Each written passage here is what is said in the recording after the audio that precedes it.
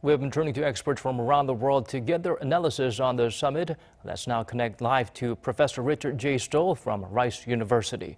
Professor, thank you so much for joining us. My pleasure. So the Hanoi summit wrapped up earlier than scheduled without an agreement between the two sides. That came as both a surprise and a disappointment to many people, given the two leaders relaxed and friendly interactions upon their initial meeting in Vietnam. So what is your view of the summit and the unexpected breakdown in talks?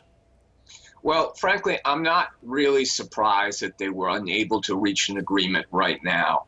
I do hope they pursue this in the future and that ultimately we have an agreement where North Korea gives up its nuclear weapons in a way that can be verified. But we'll have to see.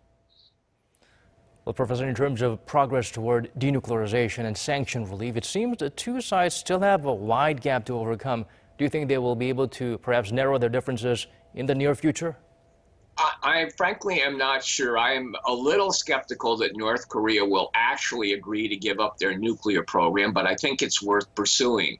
If I had to recommend something to President Trump, it would be, let's let the experts sit down and negotiate here.